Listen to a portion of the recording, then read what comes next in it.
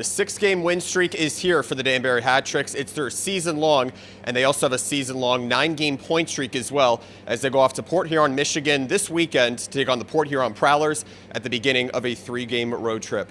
With Matt Voity, the general manager of the Hat-Tricks, I'm Wyatt Kopelman. This is episode 16 of Hat-Tricks Weekly right here inside the Hat-Tricks Lounge. Matt, as I said, the win streak, it goes on right now, and it seems like spirits are high around the locker room. What has it been like to see your team get this number of points at this point in the season? Well, I mean, it's been great. Obviously, I mean, it took us a while to get to this point. I think it's just, when you get to this point, it's not like, okay, sit back, relax. It's okay, what's the next thing, and I think the next thing is to keep it going and to keep our guard up and to keep vigilant against, bad habits coming into our game or just kind of having the wrong mental approach or not having a sharp mental approach day to day.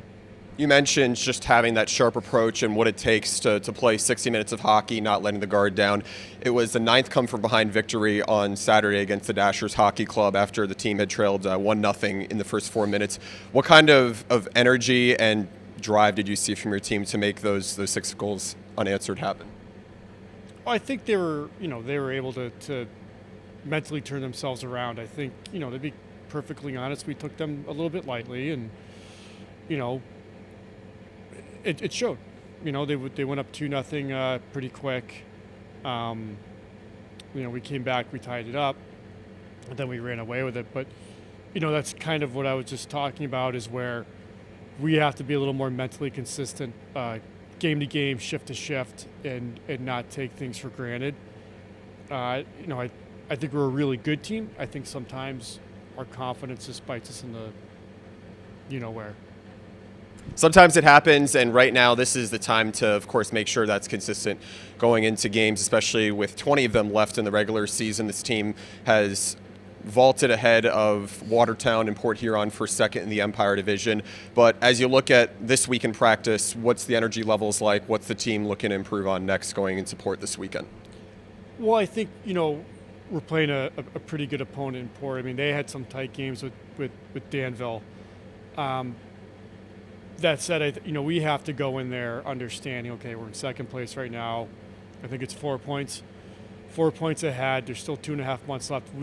These are 6 points. It's not win and, maybe a tie on Saturday or some kind of weird split. It's those are 6 points. They're ours. We're taking them. And we're on to the next weekend. And I think just having that mentality, and it's, look, we've had 10-game win streaks in this organization and long win streaks in this organization, and it's how you manage them. And, you have to be able to mentally stay even, mentally stay balanced, and stay humble, throughout that process. How are you assessing the way your team's playing once you go back on film and you're looking over areas to consistently improve upon as you face these tougher opponents now? I think our neutral zone needs to be a little bit tighter. I think just being a little more willing to defend. It's easy sometimes when, we're playing a team that maybe isn't quite as talented and, we're just kind of like, okay, whatever.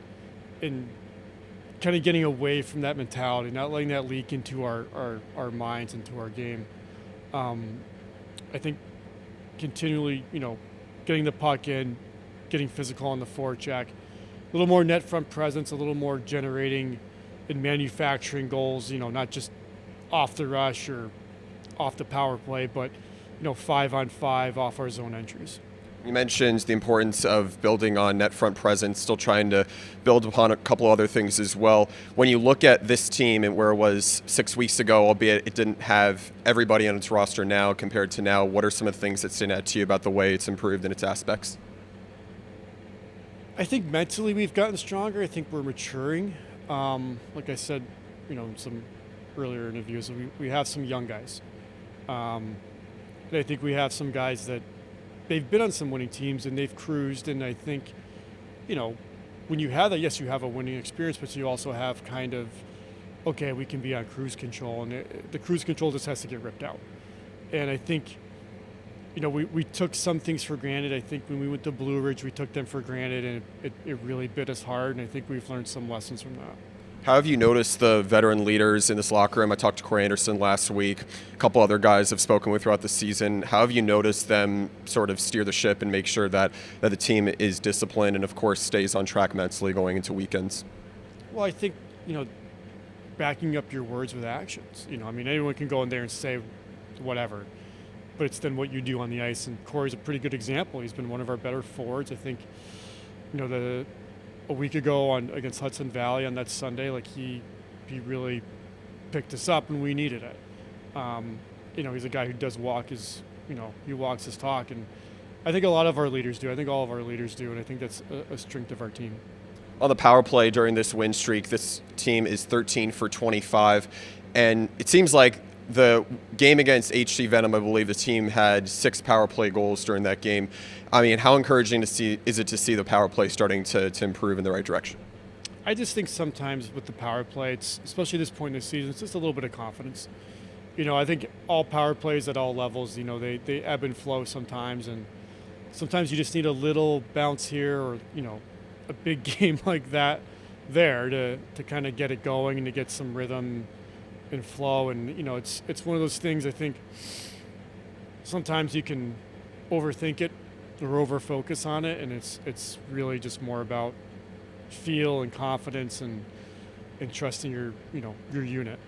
And as you say, the importance of confidence and trust as well. I wanted to ask you about the line of Corey Anderson and what he's done, particularly on that line as well. Noah Robinson has been great on that line. What are some of the things that you see that's helping this team really benefit from the scoring chances they've had? So you mean Dirks, Ando, and yes, Dirk, Ando, and Frolov. I think that line is it's a heavy line. Fro's really starting to become comfortable with that power forward position. Corey already was. And Gleb is a playmaker, and Gleb can do some heavy work too. And I think it's a very difficult line to defend. I don't think it's a flashy line, but you don't need to be, nowadays, especially in this league. They've got good hockey IQ. They're physical. They make plays at the line. The pucks are going in for them now, and hopefully we can see more. With Robo's line, with Hullaby, and I think we had ZP centering them last week, and with Billy being out. I think that line is, again, it's kind of more of the same. Power forward with some skill. They're willing to go to the net. They're creating off of kind of innocent chips into the zone, which is exactly what I was talking about when we talked about manufacturing chances. When you play against the better teams in the league, it's you're not going to have 20 feet of ice open. You got to make little plays off the wall, pick up the puck, be physical on the forecheck, and both those lines are really, really doing an excellent job of that. And I also wanted to just follow up on one thing you had said with just not having a ton of room to generate scoring chances. With Dylan Hullaby, I believe it was on Saturday, he was in that Kreider right circle. He had 2 black jerseys around him. What can be said about the talent that he has individually? He had 2 goals for the first time in a hat-tricks uniform. He's just strong. He's not even like just tall. He's thick. He's a big body, and he's a really good skater. He's got really good feet for a guy his size, and he's strong in a stick. He's a tough guy to defend, because even when you think you have him, he's got some reach, or he's got some power in his lower body, and next thing you know, the puck's going in, or he's tipping a puck in, or he's running you over to take the puck away from you. He's tall. He's a 6'6" winger for those who may have not caught a hat-tricks game yet this season. The native of Columbia, Maryland. He came over from a trade via Monroe, and he's been with Noah Robinson as well. It seems like it's been a great relationship for them to play on the ice and share a lot of time. How do you think that kind of relationship and the chemistry they have benefits the team dog days of the season now? I think, it's when you see guys who can be consistent with that style of play and that type of play, it feeds into guys. Maybe it's not like a rah-rah moment, but it's like, oh, they're doing it. Okay, let me do that now. It just, you start to kind of feed off of each other regardless of your spot in the team. If you're in the lineup and you're playing and, you make plays, the rest of the team's going to feed off of that. If you don't make plays, sometimes the rest of the team's going to feed off of that too. So those two guys just being consistent in that physical style of play and keeping things simple and manufacturing chances, it filters into the rest of the lineup. And then you'd also mentioned Billy Berry being on the IR for now. He's been out of the usual role he's had this season. Chase Harwell also just went on the IR. How adaptive do you think everybody has been into just playing with different guys on their lines? I think pretty good. I think we have a pretty deep group. I don't think there's anyone that has, well, I'm a right wing kind of mentality, and it's all next man up. We have enough guys in there with championship history to understand. Hey, like, you're not going to have your top horses every game in, game out, and this is just a chance for us to be better, and for that next man up mentality. Speaking of which, next man up mentality, it's been important for this team. When you consider the penalty kill, it looks like it's continuing to get better. I believe it was 0 for 4, 2 straight games last weekend. And now you look into taking on a Port Huron team that you haven't faced since the final weekend of November. How important do you think penalty kill will be against a team that is hosting this Hat Tricks club on the road? Well, I think specialty teams are huge no matter what. I mean, maybe early in the season, not as much, but now we got 2.5 months left of the season. It's all going to be specialty teams. That can turn a game on its ear pretty fast. Especially a penalty kill, it keeps the other team from getting momentum. You can be playing kind of a rough game. Maybe they get 3 straight penalties, but if you kill them off, it's an even game, and it kind of feeds into your power play. You see a big kill, those guys feel good. Now they're on the power play, and now they're really feeling good. From that penalty kill as they get into the power play, and that confidence kind of bleeds over. So I think this weekend's going to be big. They've got some really good players, and our penalty kill is going to be a huge piece for us. I know something that you had talked about a bit in the past from our conversations earlier this season was just making some particular adjustments on defense to make sure penalty kill is doing its job.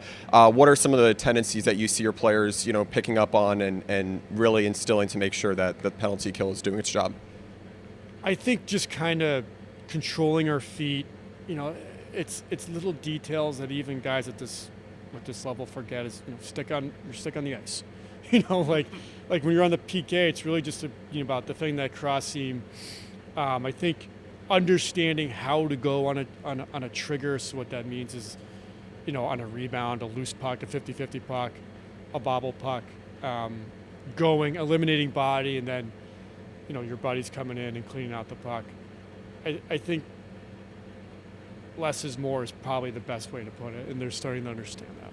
And do you think that's come mostly from film, or is it kind of a walkthrough in practice that you think guys are just nailing that down and starting to pick up on those?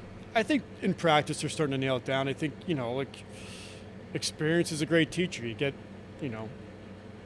bit in the ass enough, you're going to figure it out, right? And we've been bit enough. I think they're starting to figure it out, and, they're starting to realize how important those little details are. Wanted to ask you also about goaltending, what you had seen from Frankie McClendon. He won his 3rd straight start for the first time this season. He had a career-high 29 saves, I believe, on Saturday night against a Dashers hockey club that he had yet to face this season. What were some of the biggest things you saw from him in the net? I think, he had a tough game against Hudson Valley. I think we all did on Sunday. I think he looked sharper. He looked more snappy into his saves. A little bit more emotionally even-keeled, which he's been all year, more so than I think in the past, and it just comes with maturity. And but he was controlling pucks. I didn't really see any adventures back there, so he looked pretty good. Yeah, I remember you had talked last week about it when I asked you about what he's done differently this season and how he's grown. It's the maturity aspect. When it's working with somebody like that who's in his 9th season in the FPHL as opposed to a rookie goaltender or a second-year netminder, how can that differ in that kind of working relationship? I think there's a little more, I hate to say less teaching. I think it's more, how do we feel? What do you think about this? What do we feel we need to do so that you feel prepared? It's more about feel. like he is what he is. I'm not going to change him. You know, I'm not going to reinvent the wheel with him. I just got to make sure he's ready to perform. And that's just kind of a constant conversation back and forth. And, you know, if there's a question on a play or if he needs a sounding board, I'm there. You know, and also just, you know, I think even with that game against Danville where he played really well, there's a couple things that we talked about where it's like, yeah, we need to watch that. We need to clean that up a little bit. All right, so the Hat Tricks, they have a chance to get 6 points this weekend. As you consider how much conversations might be starting to amp up about playoff push right now, what's the message to your team as you go on to take Port Huron for a try at 6? Championship habits. Championship habits. So the Hat Tricks, they have a chance to get 6 points this weekend, and they can take 6 points if they do what, Matt? Play an excellent road game, good penalty kill, good through the neutral zone, good on the forecheck. All right, so there's the Hat Tricks checklist to take 6 points from Port Huron and sweep them for a second time and the first time since November 30th. The Hat Tricks, they take on the Prowlers at 7:05 puck drop on Friday and then a 6:05 puck drop on Saturday. You can catch it on the Hat Tricks digital network on YouTube. Matt, thanks for joining us here today. Thanks, Wyatt.